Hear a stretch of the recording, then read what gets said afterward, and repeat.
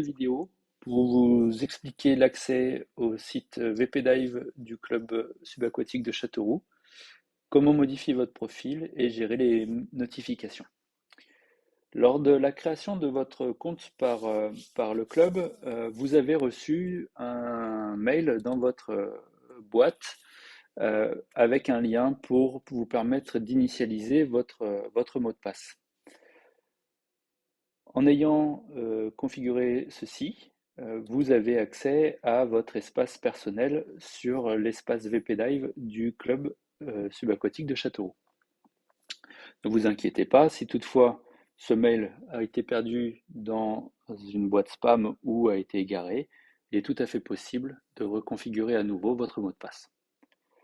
Pour accéder à l'espace VP Dive du club, depuis n'importe quel navigateur internet, vous pouvez vous rendre à l'adresse suivante c-s-châteauroux.vpdive.com.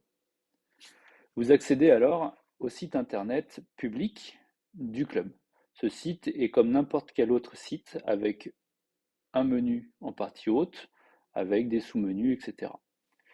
Vous avez ici, dans la partie haute à droite du site, la possibilité d'aller sur l'espace de connexion.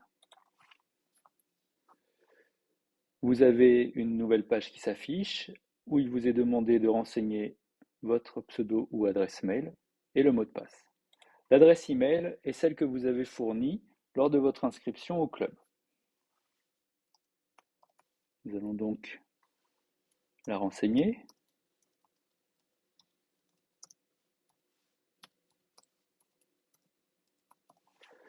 Ensuite, ici, votre mot de passe. Si toutefois vous n'aviez pas configuré votre mot de passe, vous pouvez le réinitialiser en mettant mot de passe oublié. Vous recevrez donc le message pour la réinitialisation dans votre boîte mail.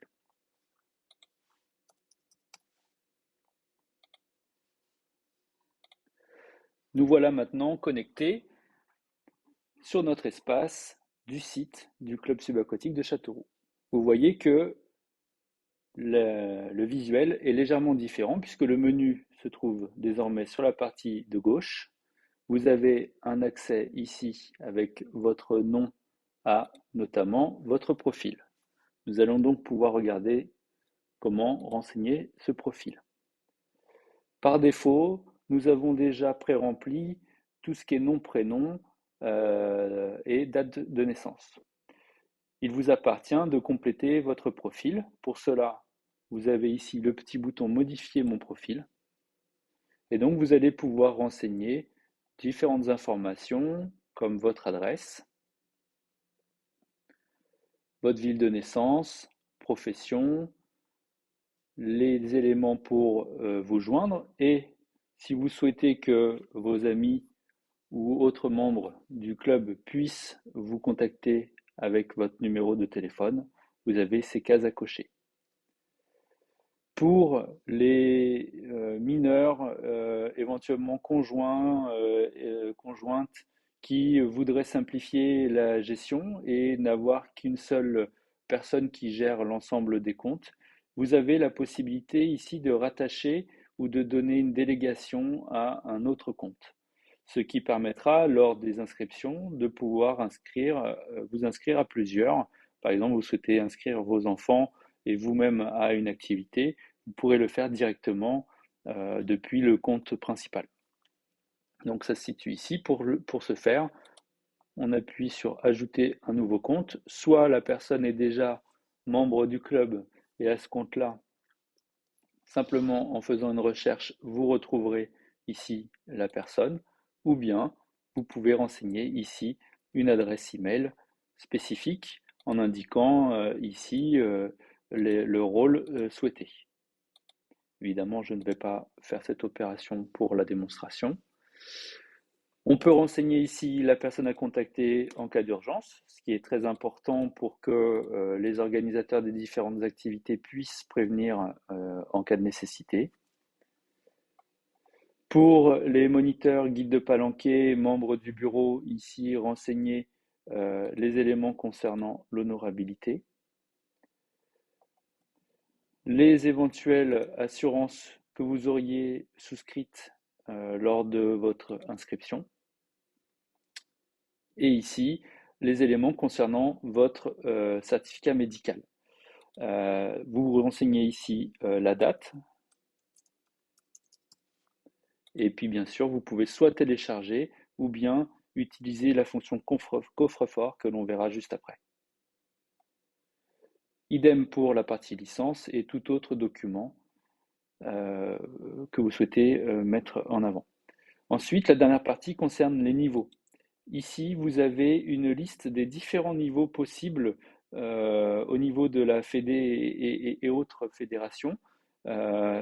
Vous pouvez soit aller dans la liste déroulante, vous voyez qu'elle est assez longue, ou bien simplement ici marquer niveau 1 par exemple.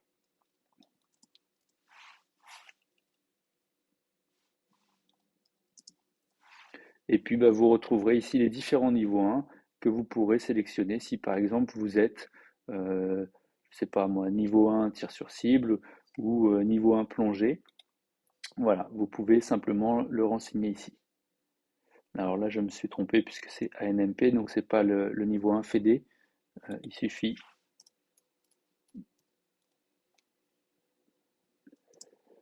de retourner ici et donc on va retrouver, voilà, plongée scaphandre FFESSM niveau 1. Le voilà. Une fois que vous avez renseigné ça, vous validez les modifications. Un administrateur validera votre profil en back-office. Pour la partie coffre-fort, donc ça se passe toujours ici dans la partie haute, vous avez mon coffre-fort.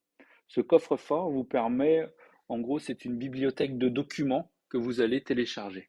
Et donc là, par exemple, je vais faire l'essai en téléchargeant eh bien, mon certificat médical, donc assis.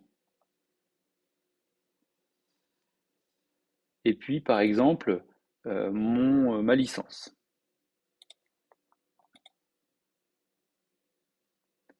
Voilà. Une fois que tout est fait, nous pouvons fermer la fenêtre. Nous voyons que les documents s'affichent ici dans le coffre-fort. Nous allons donc retourner sur le profil pour pouvoir verser ces documents dans le profil. Je retourne sur modifier mon profil et je vais aller tout en bas ici pour pouvoir télécharger par exemple mon CACI et puis ma licence. Voilà. Ces éléments vous permettront de les rendre accessibles à n'importe quel moment, depuis n'importe où, puisque le VPDive, comme il est accessible depuis n'importe quel navigateur, l'est également du coup sur tablette ou smartphone. On valide les modifications.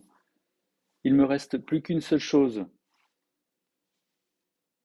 à vous expliquer. C'est toute la partie pour la gestion des notifications. Pour gérer les notifications, cela se passe au niveau de la petite cloche qui est en haut à gauche de la fenêtre. Nous voyons les notifications qui ont déjà eu lieu sur notre profil et vous avez le paramétrage qui est accessible. Ce paramétrage va vous permettre d'être informé pour différentes choses.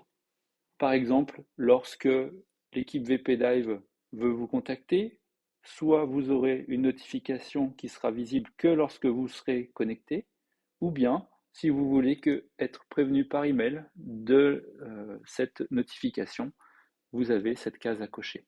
Je vous encourage à cocher toutes les cases de façon à pouvoir être prévenu de façon simple par email des différentes modifications qui sont apportées et notamment la création d'activités sur le planning du club. Ça vous permettra de recevoir un email et d'être averti très rapidement de ces modifications. Une fois que tout est coché, on valide. Voilà pour cette première vidéo. Bonne journée.